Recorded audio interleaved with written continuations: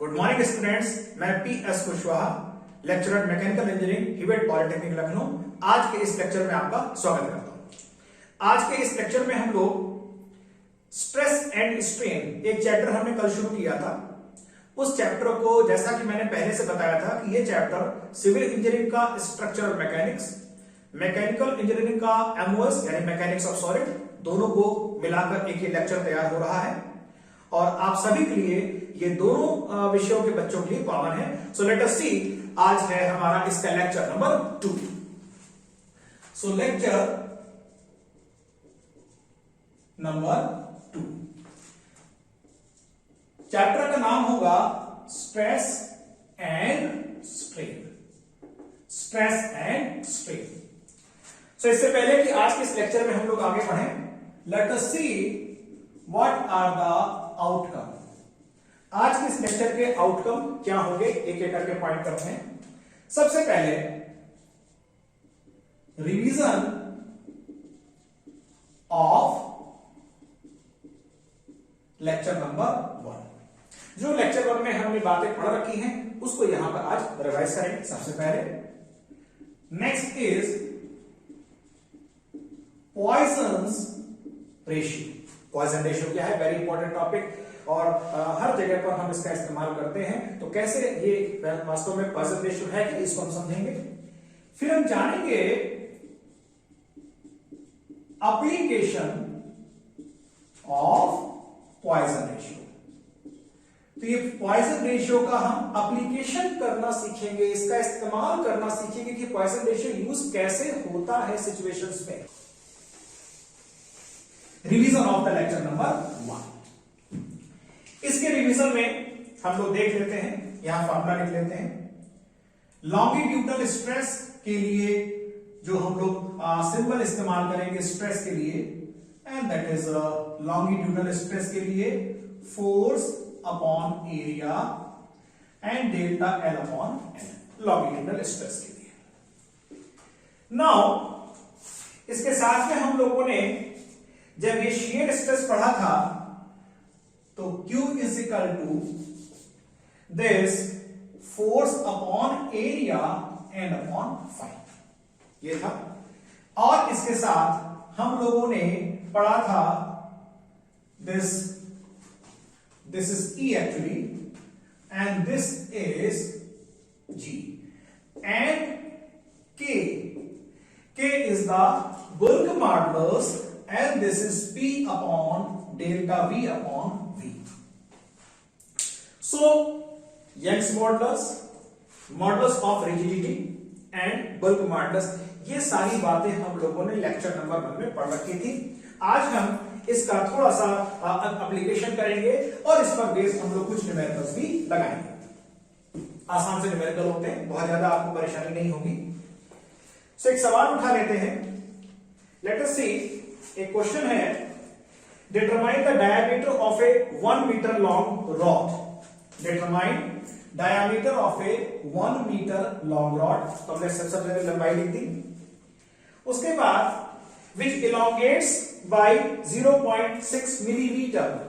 विच इलोंगेट्स यानी कि रॉड एक मीटर लंबी रॉड है जिसकी लंबाई 0.1 मिलीमीटर बढ़ जाती है, 0.6 मिलीमीटर है, क्वेश्चन में दिया गया है। When subjected to 15 kilonewton tensile force apply किया जा रहा है 15 kilo newton, that means 15 into 10 raise to the power 3 newton. ये 3 डाटा हो गया।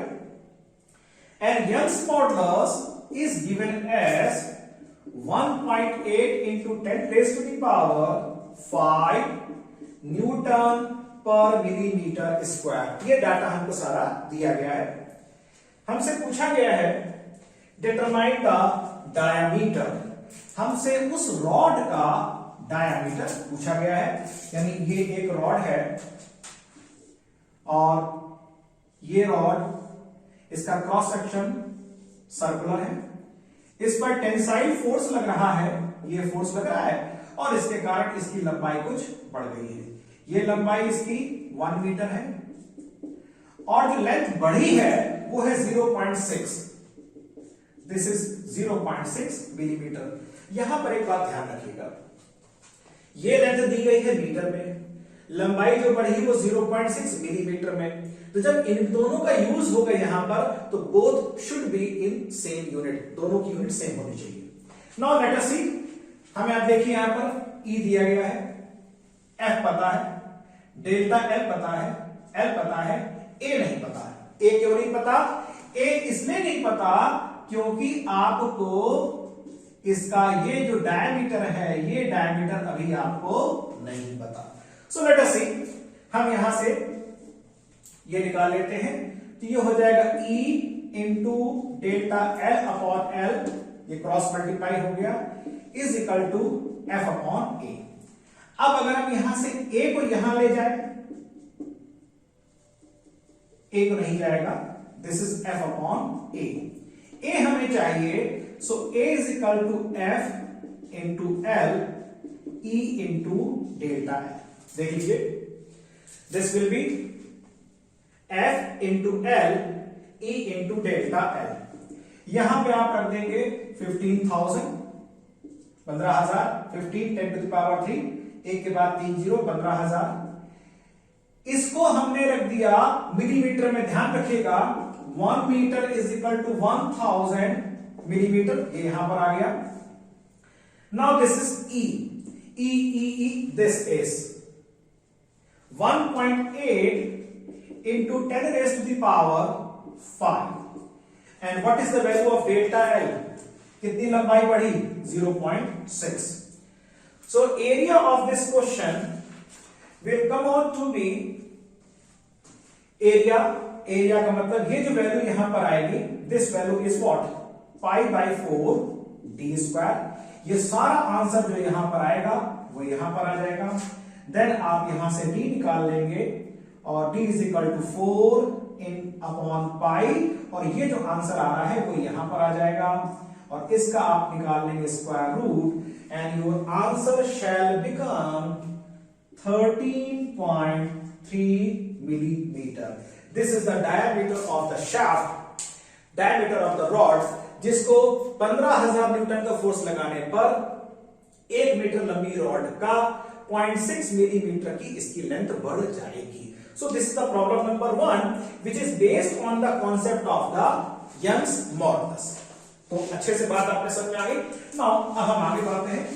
आसान सी चीजें हैं, थोड़ा से एप्लीकेशन को, फार्मूला अगर आपको याद है, और अच्छा ये बताओ कि फार्मूला याद करने का आसान तरीका क्या है, क्या इस्तेमाल है? क्या फार्मूला याद किया जाए, फार्मूला लिख के अपने स्टडी टेबल के सामने रखा जाए, कैसे याद करेंगे? सो फार्मूला याद करने का तरीका है कि फार्मूला याद ना किया जाए, उस फार्मूले का, उस एक्सप्रेशन का इस्तेमाल किया जाए, और अगर आप इस्तेमाल करना सीख जाएंगे तो फिर आपको कभी कोई दिक्कत नहीं होगी, and you will be able to understand कि कैसे हम आगे बढ़ रहे हैं। सो ये एक रिवेटिंग प्लेट है, हम दूसरी प्रॉब्लम पर आ रहे हैं, और इन दोनों रिवेट के बीच में हम लोगों ने एक लैप जॉइंट बनाया हुआ है। लेट अस सी कैसे लैप जॉइंट है। ये रिवेट का बीच वाला हिस्सा, रिवेट का दूसरी तरफ का हिस्सा, ये खत्म हो गया, ये खत्म हो गया, and this is the single rivet, और इस तरीके से हमने इसको कवर कर दिया। नाउ ये इस तरीके से रिवेट है, ये देखिए, ये रिवेट हो गया। अब हम कर क्या रहे हैं, इस प्लेट को इधर फोर्स लगा के खींचेंगे, इस प्लेट को इधर फोर्स लगा के खींचेंगे। ये जो रिवेट है, इस रिवेट का ये जो डायमीटर है, दिस, इसको यहां लिख लेते हैं, दिस इज द डायमीटर। क्या होगा, जैसा कि मैंने आपको शियर के केस में बताया था, सारा का सारा जो शियर पैदा होगा वह यहां पे पैदा होगा, और होगा क्या, ऊपर का हिस्सा इधर की ओर जाएगा, नीचे का हिस्सा इधर की ओर जाएगा। एक बात। दूसरी बात मैंने आपको बताई थी, हम जरा इस रिवेट का आधा हिस्सा जो इधर की ओर जाएगा, 1 number plate, 2 number plate, 1 number इधर जाएगा, ये इधर, और 2 नंबर इधर चला जाएगा। अब क्या होगा, शियर इस फेस पर हो रहा है, तो this is the plane of shear shear इस सतह पर हो रहा है। दूसरी बात मैंने आपको बताई थी कि फोर्स जो लग रहा है वो इसी प्लेन पर लग रहा है, यानी इस प्लेन के पैरेलल फोर्स लग रहा है। This is the force parallel to this shear plane. और shear के फोर्स में जो एरिया लिया जाता है, फोर्स के पैरेलल वाला एरिया लिया जाता है। Got it? सो बहुत सिंपल सी चीज हो जाएगी कि अगर इस तरह की कोई सिचुएशन आपको दी गई है तो सिंपली ये वाला फॉर्मूला इस्तेमाल हो जाएगा, and G is equal to F upon A upon this is strain, और ये वैल्यू जो होगी once again pi by 4 D square. ध्यान से समझिएगा, पाई बाय 4 डी स्क्वायर, क्योंकि इस प्लेन को अगर आप ऊपर से देखोगे तो आपको ये एक सर्कल नजर आएगा। Therefore, the area to be considered in case of the shear is once again pi by 4 d square. एक और प्रॉब्लम करते हैं, दिस टिपिकल प्रॉब्लम। तो ये तो प्रॉब्लम आप आसानी से कर ले जाओगे, इसमें आपको, मुझे नहीं लगता कि आपको कोई समस्या आने वाली है। एक प्रॉब्लम और लेते हैं। ये प्रॉब्लम कह रही है कि एक ये रॉड है, दिस इज वन रॉड, इसकी अपनी कुछ लेंथ है, से L इज द लेंथ। इसका जो एरिया है इसको हम लोग A मान लेते हैं, एरिया कह रहा है इस, अच्छा रॉड की जो डेंसिटी है, रॉड की डेंसिटी A है, एरिया ये है, L है, वगैरह वगैरह सब चीजें हैं। कह रहा है ये बताइए इस रॉड का जो अपना वेट है, कंसीडर रॉड पर हमने अलग से कोई फोर्स नहीं लगा रखा, अलग से कोई फोर्स नहीं है, इस रॉड पर जो उसका खुद का वेट है, उस वेट के कारण इस रॉड की लंबाई कितनी बढ़ेगी। तो इस टॉपिक को हम ऐसे भी कह सकते हैं, elongation in a rod due to its own weight. देख लीजिए, elongation in rod due to its own weight, किसी रॉड में अपने खुद के भार के कारण उसकी लंबाई में होने वाली वृद्धि की गणना हम यहां पर करने जा रहे हैं। सो लेट अस सी, यहां से हमने से y डिस्टेंस पर एक इस पूरी रॉड की एक पट्टी मान ली, और जिस पट्टी की जो चौड़ाई है वो dy है। इस पट्टी की चौड़ाई हमने यहां पे मान ली dy। सो हमने यहां पर इस रॉड के बॉटम से, नीचे वाले सिरे से y दूरी पर इस रॉड की एक लंबाई dy मान ली, जिसकी लंबाई dy है इस एलिमेंट्री लेंथ की। लेट अस कंसीडर कि इसका अपना भार कितना होगा, what is the weight of this elementary strength. So हम लोग यंग्स मॉडुलस के फॉर्मूले में जाते हैं, F upon A and L upon delta L, ये basic formula. Young's modulus is equal to F। F क्या है? अब ये आपको यहां पे ये सोचना है कि ये जो स्ट्रिप है जिसकी लंबाई dy है, इस स्ट्रिप को कौन खींच रहा है? सोचने वाली बात है बच्चों। इस स्ट्रिप को, स्ट्रिप के जो नीचे वाला पार्ट है, ये वाला पार्ट, इस पार्ट का जो वेट है वो इस स्ट्रिप को खींच रहा है। बात समझ आ गई? क्योंकि ये तो हिस्सा यहीं पर है, तो इसके जो नीचे वाला हिस्सा है वही तो इसको खींचेगा, जिसके कारण इस स्ट्रिप की लंबाई में कुछ वृद्धि हो जाएगी।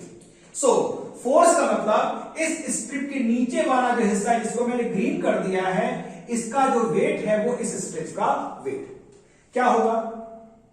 एरिया, एरिया ए, लेंथ कितनी है इसकी?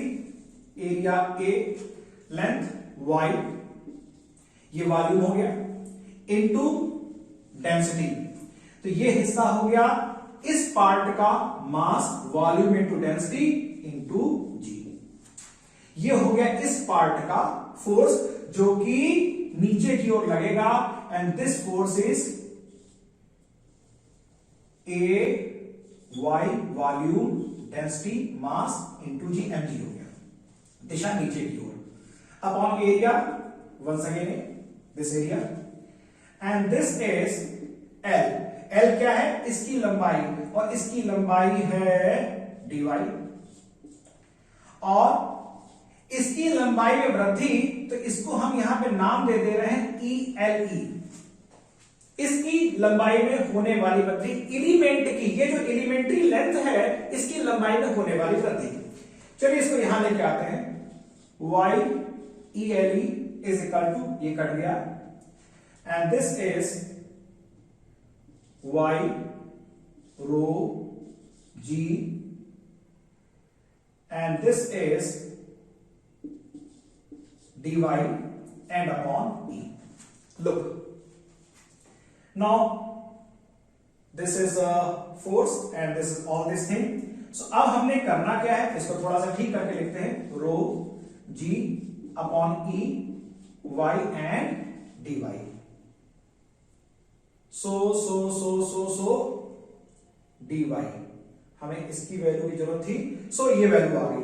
नाउ अब हमने करना ये है, हम इसको इंटीग्रेट कर देंगे, इस पूरे को हम इंटीग्रेट कर देंगे, इसको इंटीग्रेट कर देंगे y कंप्लीट, पूरी लेंथ कितनी पड़ेगी, और इसको इंटीग्रेट कर देंगे 0 से लेके l तक, क्योंकि इस पूरी रॉड की जो लंबाई है, minimum value of this y will be 0 and the maximum value of the y will be l.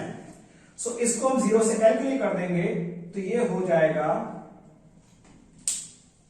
we take this rho g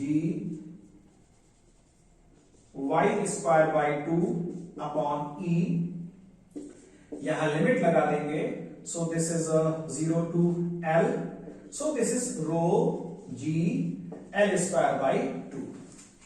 now ये टोटल लेंथ आ जाएगी कि कंप्लीट इस रॉड की लेंथ कितनी बढ़ गई, इसके खुद के वेट के कारण, रो जी एल एल बाई 2 ई रहेगा नीचे अपॉन ई। ये बात समझ आ गई। अब अगर हम इसको a से मल्टीप्लाई कर दें और a से ही डिवाइड कर दें,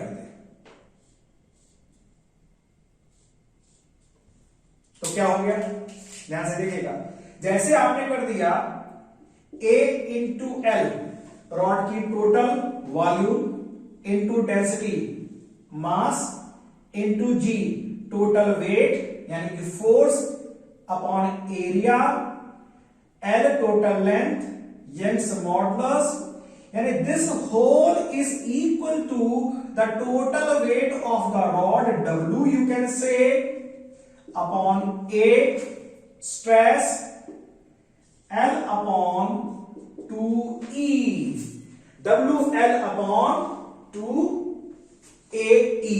This is the increase in the length of this rod due to own weight. ये हुआ इस रॉड की लेंथ में खुद के भार के कारण जितना इसकी लंबाई में वृद्धि हो गई। लेकिन इस इंटीग्रेशन मेथड के अलावा एक और मेथड है, ध्यान से देखिएगा। ये पॉइंट लीजिए ए और ये पॉइंट लीजिए B.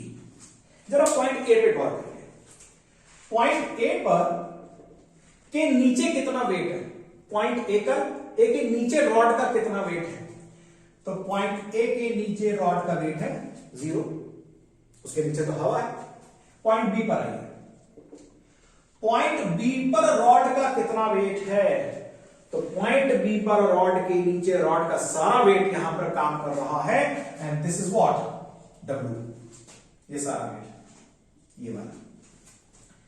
What is the average wait,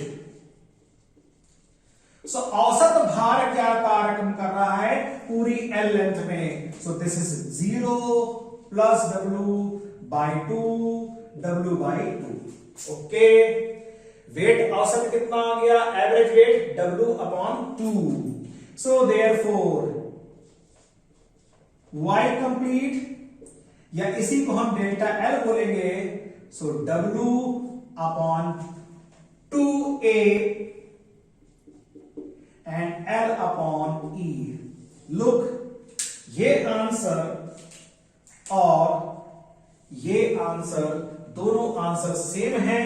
ये हमने एवरेज मेथड से निकाला है, ये हमने इंटीग्रेशन मेथड से निकाला है। तो some time integration method okay, किसी भी तरह के सिचुएशन में इंटीग्रेशन मेथड हमको आंसर दे देता है, बट अगर हमारे पास समय कम है और हमारे कॉन्सेप्ट क्लियर है तो हम इंटीग्रेशन मेथड के अलावा एवरेज मेथड से भी वही आंसर देखिए हम प्राप्त कर सकते हैं। तो जब आप कंपटीशन के सवाल लगाएंगे तो वहां पर आपको इस तरह की चीजों का भी टूल का इस्तेमाल करना पड़ेगा, इसको नोट कर लीजिएगा। अब हमने रिवीजन कर लिया, रिवीजन करने के बाद हमने इस तरह के सवालों को भी लगा लिया कि हाँ ये कैसे सवाल हम लोग लगाते हैं। Let us see what is the Poisson ratio. तो पॉइजन रेशियो क्या है हम उसको समझेंगे और पॉइजन रेशियो का हम आज इस्तेमाल करना भी सीखेंगे। So what is the Poisson ratio, let us see. एक हम लोग पहले फिगर बना लेते हैं। Let us have a figure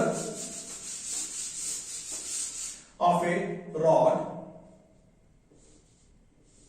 ये एक रॉड है जिसकी लंबाई L है और इसको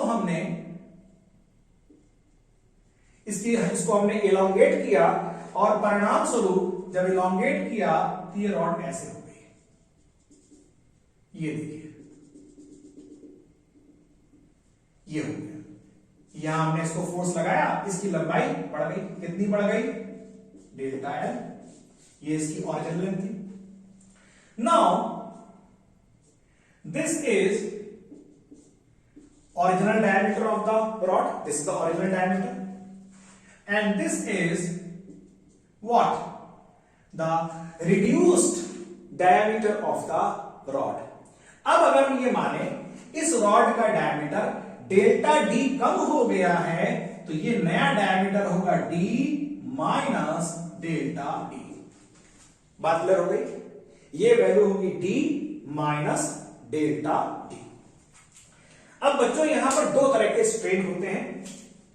पहला लॉन्गिट्यूडनल स्ट्रेन, लॉन्गिट्यूडनल स्ट्रेन, इसकी दिशा एक्सियल होती है जिसे हिंदी में हम बोलते हैं अक्षीय। अक्ष की दिशा में, तो अक्ष की दिशा में क्या हो रहा है, लंबाई बढ़ रही है, तो longitudinal strain is change in the length upon original length। लेकिन जब इसकी अक्ष की दिशा में इसकी लंबाई बढ़ रही है तो इसकी थिकनेस भी कम हो रही है, इसकी थिकनेस कम हो रही है। तो इस दिशा में जो स्ट्रेन पैदा होता है उसको बोलते हैं लैटरल स्ट्रेन, लैटरल स्ट्रेन। और लैटरल स्ट्रेन हो जाएगा change in the diameter upon original diameter. Got it, lateral. इसकी दिशा क्या होती है, ये होती है transverse, transverse. Now what is the Poisson ratio. So ये हमारा जो टॉपिक है Poisson ratio. So Poisson ratio, Poisson's ratio या Poisson ratio is equal to this lateral strain upon longitudinal strain। ये इसकी परिभाषा होती है या इसका डेफिनेशन समझ लीजिए। द पॉइजन रेशियो जो का मान होता है वो अनुदैर्ध्य विकृति और अनुप्रस्थ विकृति, ये अनुप्रस्थ होता है और ये अनुदैर्ध्य होता है। लैटरल इज अनुप्रस्थ विकृति और ये हो गया अनुदैर्ध्य विकृति। तो अनुप्रस्थ विकृति जो डायमीटर में चेंज हुआ बटे लंबाई में जो चेंज हुआ, अनुदैर्ध्य विकृति, इन दोनों का अनुपात होता है। पॉइजन रेशियो को 1/m से डिनोट करते हैं। This is denoted by 1/m and this is delta D upon D N delta L upon N. फिर एक बात ये सोच लीजिए कि पॉइसन रेशियो का कोई मात्रक हो सकता है क्या? Can it have some unit? No. चूंकि स्ट्रेन है, हम पहले से जान चुके हैं कि स्ट्रेन एक विमा विहीन और मात्रा विहीन डायमेंशनलेस यूनिटलेस क्वांटिटी है, तो वो भी स्ट्रेन है, ये भी स्ट्रेन है, तो पॉइसन रेशियो का कोई भी अनुपात नहीं होता है। अब अगर हम ये कह दें कि longitudinal strain delta L upon L को हम ई से डिनोट करें, आगे चल के सवालों में हम डेल्टा एल अपॉन एल को ई से डिनोट करेंगे। So delta D upon D is equal to 1 upon M into E. Delta D upon D is equal to 1 upon m into E. Therefore, lateral strain is equal to E times of Poisson ratio. Lateral strain is equal to E times of Poisson ratio. तो अगर आपको Poisson ratio का मान पता है, Poisson ratio m नहीं है, please do not get confused. Poisson ratio m नहीं है, 1 upon m is the Poisson ratio. तो आप उसकी हेल्प से लेटरल स्ट्रेन की वैल्यू निकाल सकते हैं। और लेटरल स्ट्रेन में अगर आप ये डायमीटर है और लेटरल स्ट्रेन की वैल्यू निकल के आ जाएगी, फिर आप डायमीटर से मल्टीप्लाई कर देंगे तो आपको डायमीटर में आने वाला चेंज, इसकी वैल्यू पता लग जाएगी। Now something about the M की वैल्यू मेटल्स के लिए 3 या 4 के आसपास होती है। इसका मतलब कि 1 अपॉन m जो कि हमारी पॉइसन रेशियो की वैल्यू है, it will be something about 0.25 से 0.33 के आसपास। लेकिन अगर आपको सवालों में नहीं दिया गया है तो प्रैक्टिकली पॉइसन रेशियो की वैल्यू हम लोग 0.3 ले देते हैं, अनलेस अदरवाइज स्पेसिफाइड। जब तक दिया नहीं गया तो हम लोग पॉइसन रेशियो की वैल्यू जो इस्तेमाल करेंगे 0.3 इस्तेमाल करना है, ये नॉर्मली दिया जाता है, या 0.35 जैसा कि क्वेश्चन में दिया जाएगा। Now our next is application of the Poisson ratio. हम पॉइसन रेशियो का इस्तेमाल भी करना इसी लेक्चर 2 में सीखेंगे। लेट अस सी कैसे इस्तेमाल करते हैं। इसको रब कर लेते हैं। देखिए पॉइसन रेशियो के इस्तेमाल 2 सिचुएशन में हम करना सीखेंगे। पहला, अगर किसी रॉड पर कोई रेक्टेंगुलर क्रॉस सेक्शन की रॉड है, बना लेते हैं रेक्टेंगुलर क्रॉस सेक्शन की रॉड, ये एक रॉड, दिस, ये इसकी length, and this is width and this is it's thickness. It is somewhere given is the thickness. ये एकदम फोर्स लगा है और ये ये फोर्स यहां पे लग रहा है। एरिया हमको पता है, एरिया हो जाएगा P इंटू एच, एरिया, इसको हम खींच रहे हैं। अब देखिए होगा क्या, इसको मिला देते हैं। जब ये फोर्स इस एक्सिस की डायरेक्शन लगेगा, सो ये कौन सा फोर्स हो जाएगा? एक्सियल फोर्स, अक्ष की दिशा में लगा है। तो बच्चों ये वाली L जो है इसकी लंबाई बढ़ेगी। L यानी लंबाई तो बढ़ेगी, लेकिन हम जानते हैं कि जब लंबाई बढ़ती है तो थिकनेस में कमी आती है। लंबाई बढ़ी, मोटाई घटी, लंबाई बढ़ी, मोटाई घटी, तो होगा क्या? L तो बढ़ेगा लेकिन B कम हो जाएगा, T कम हो जाएगा, क्योंकि पदार्थ का आयतन तो स्थिर है। पदार्थ का आयतन तो स्थिर है। इसका मतलब कि E की वैल्यू तो हो जाएगी delta L upon L, okay. लेकिन जो लैटरल स्ट्रेन होगा ये कौन सा वाला है? याद करिए, दिस इज लॉन्गिट्यूडनल स्ट्रेन। लेकिन जो लैटरल स्ट्रेन है, लैटरल स्ट्रेन, इसकी वैल्यू क्या होगी? इसकी वैल्यू होगी डेल्टा B अपॉन B या डेल्टा T अपॉन T। इसमें कमी अपॉन पुरानी वैल्यू, थिकनेस में कमी अपॉन पुरानी वैल्यू, और ये दोनों लैटरल स्ट्रेन के मान समान होंगे, ओके। पीछे हमने फार्मूला देखा था, delta D upon D is equal to E times upon M, और जहां पे ई क्या था, डेल्टा एल अपॉन एल। तो मुझे लगता है बात आपको पकड़ में आ गई होगी। Delta B upon B, delta T upon T, width में स्ट्रेन, थिकनेस में strain is equal to E upon M. Okay, क्यों? क्योंकि delta B upon B, delta L upon L is equal to E. ये चीज यहां जाएगी, तो जो बी के लिए जाएगी वही चीज टी के लिए जाएगी। अब इसको देखने के बाद अब हमें यह देखना है कि इस एक्सियल फोर्स के प्रभाव में इसके आयतन में कितनी विकृति आई। What is the volumetric strain? Let us see what is the volumetric strain. इन सबको हम समान को, ये सारा समान सुरक्षित है, इनका इस्तेमाल अभी हमको करना पड़ेगा। लेट अस सी, बहुत आसान है। V is equal to L B T, इसका ये वॉल्यूम है, बिफोर खींचने से पहले इसका वॉल्यूम आ गया। अब इसको डिफरेंशिएट कर दीजिए, डेल्टा V, तो ये हो जाएगा delta L B T plus L delta B into T and L into B into delta T. देख लिया आपने। इसके बाद इस पूरे को हमने V से डिवाइड कर दिया, तो V का मतलब हो गया एल बी टी और एल बी टी। क्या क्या कटेगा? कटेगा क्या क्या?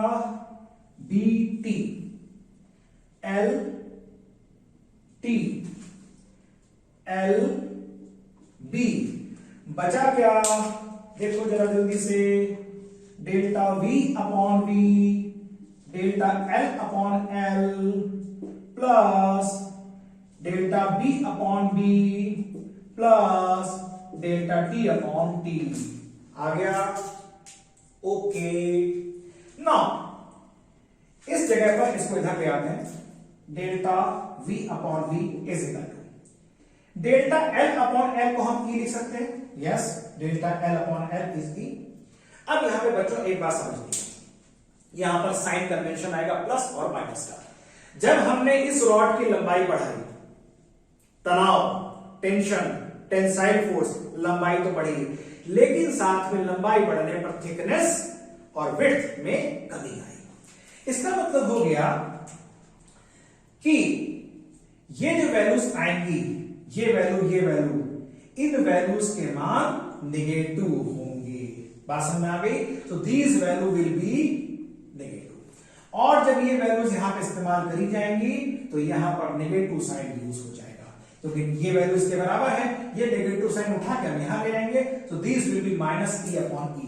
ये ध्यान रखिएगा कि जब कभी एक साइज बढ़ता है तो उसमें जो स्ट्रेन है वो पॉजिटिव है, लेकिन जो विपरीत दिशाओं के स्ट्रेन है वो नेगेटिव हो जाते हैं।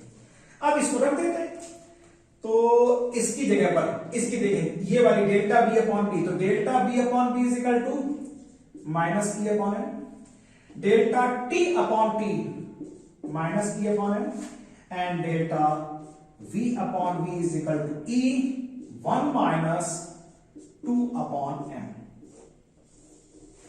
इस फॉर्मूले को आपको याद रखना है कि volumetric strain of a rectangular type of a bar having rectangular cross section is given by E times E क्या है? longitudinal strain and 1 minus 2 upon m। ये फार्मूला आपको याद रखना है, इसका इस्तेमाल भी करना आपको सीखना होगा, because this is very important formula. और अगर एक थोड़ा सा चेंज करते हैं, थोड़ा सा, ज्यादा नहीं, अगर ये रॉड ऐसी है सर्कुलर क्रॉस सेक्शन की, और इसकी आपने फोर्स लगा दिया, तो फोर्स लगाने से हमको पता है कि इसकी थिकनेस में कमी आ जाएगी।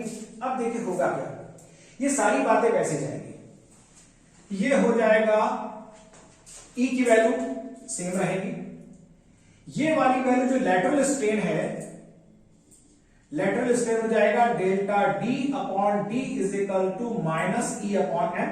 ओके, अब अगर हम इसको साफ कर देते हैं, इसको नहीं करेंगे, अभी जादू आपको देखने को मिलेगा। We will see some magic. क्या मैजिक है? Let us see. Wait for some time. हमने इसका वॉल्यूम निकाला π/4 and d square into L, ये इसकी लेंथ है। तो रॉड है जिसका डायमीटर d है, ये है इसका diameter d, π/4 d square into एल। इसका जरा पार्शियल डिफरेंशिएशन कर देते हैं। Delta v is equal to, this is π/4, इसको इधर ले लेते हैं, 2d delta d plus d square delta L. Okay, इसको वॉल्यूम से डिवाइड कर देते हैं। π/4 d स्क्वायर, ये कटा, ये चीज इसके नीचे आएगी। Then it shall become delta v upon v is equal to, एक d कटेगा, 2 डेल्टा d अपॉन d, ये 2 आया, एक d पावर कट जाएगा and delta d upon d plus ये d स्क्वायर पूरा कट जाएगा एंड दिस इज, अच्छा एक चीज रह गई थी, d स्क्वायर, ये d यहां पे कट जाएगा, delta d upon d and ये चीज यहां पर जब आएगी प्लस डेल्टा, ये पूरा कट जाएगा, delta l upon l and this is, एक टर्म यहां पर रह गया था, ये एक l यहां पे रह गया था, क्योंकि 2 आया, d आया, डेल्टा d आया, l आया, l यहां से देखिए ये कट गया, l यहां से कट गया। जब ये पूरा टर्म इसके नीचे आएगा तो d स्क्वायर कटा, delta l upon l, delta l upon l। इसको यहां पर करते हैं, जादू आने वाला है। Delta l upon l is what? e, इसको पहले लिख देते हैं। And 2 delta d upon d what? Delta d upon d, delta d upon d is what? Minus e upon m। तो ये हो जाएगा माइनस, और डेल्टा d अपॉन d की जगह e upon m, minus 2 e upon m and delta v upon v is equal to e 1 minus 2 by m। ये क्या हुआ? जादू। क्या जादू हुआ? सर्कुलर क्रॉस सेक्शन की रॉड हो, स्क्वायर या रेक्टेंगुलर क्रॉस सेक्शन की रॉड हो, एक्सियल फोर्स अगर लग रहा है एक डायरेक्शन में, अक्षीय बल लग रहा है, तो दोनों केस में रॉड का जो वॉल्यूमेट्रिक स्ट्रेन होता है E times 1 minus 2 upon m, या 1 minus 2 times of Poisson ratio, की 1 अपॉन m की वैल्यू पॉइसन रेशियो होती है।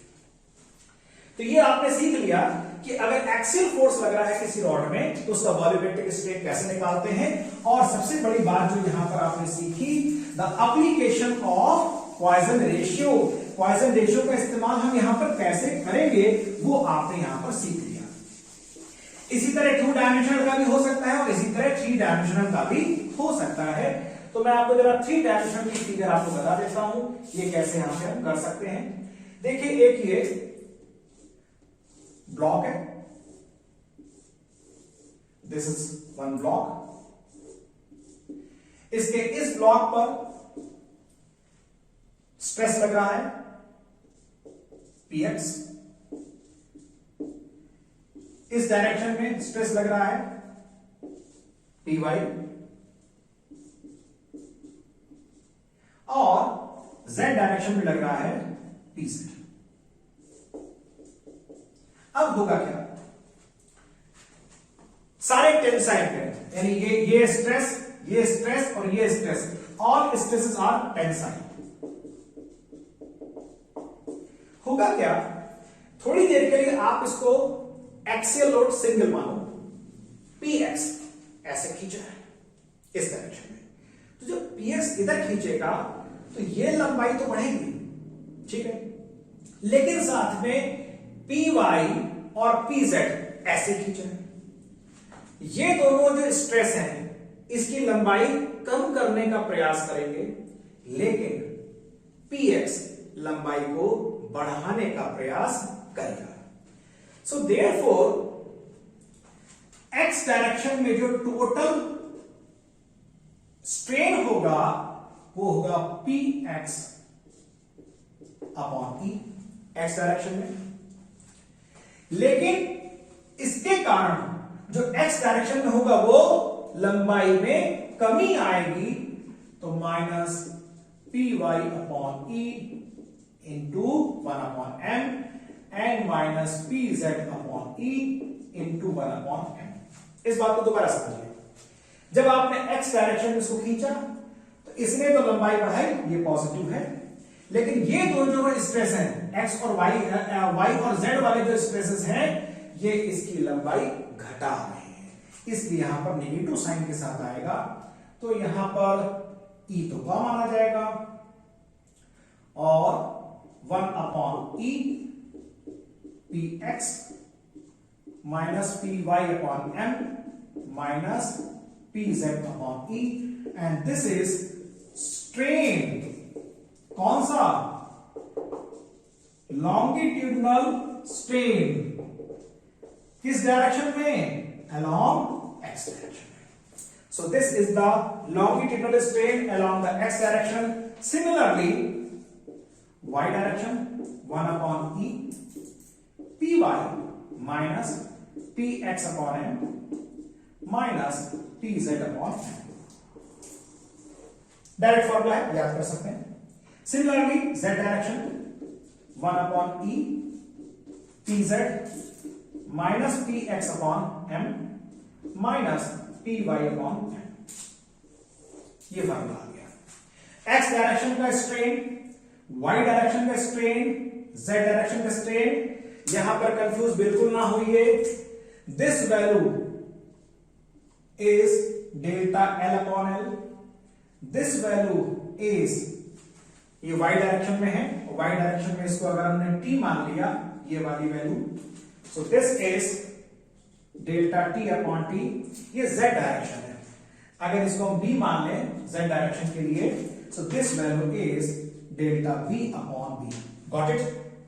लेकिन एक बात अभी रह गई, क्या रह गई बात ये रह गई कि ओवरऑल जब सब तरफ से स्ट्रेन लग रहा है तो इसमें वॉल्यूम भी तो चेंज होगा।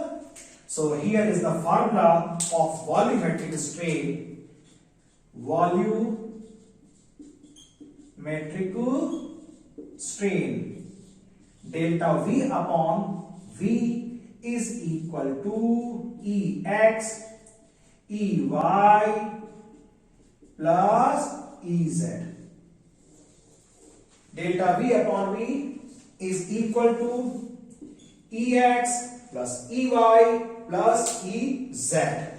So these are the formula, these are the applications of this Poisson ratio। और एक बात आपको बता दें, इस पूरे डेरिवेशंस में जितने भी टेंसाइल फोर्सेस हैं जिनके कारण टेंसाइल स्ट्रेसेस पैदा होंगे, ऑल आर कंसीडर्ड पॉजिटिव, और अगर इसमें से कोई डायरेक्शंस अपोजिट हो जाएगी सो उनको हम यहां पे मानेंगे नेगेटिव।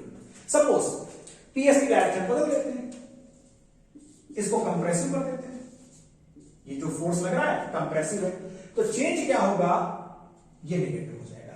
हम ये मान लें कि ये टेंशन में है, ये टेंशन में है, ये दोनों टेंशन में है, परंतु एक्स डायरेक्शन वाले को हमने कंप्रेसिव कर दिया है, तो वो तो टेंशन में है तो लंबाई तो कम करेगा, ये भी टेंशन में है लंबाई कम करेगा, लेकिन ये लंबाई इसकी चेंज ये कम हो जाएगी, therefore this will B negative.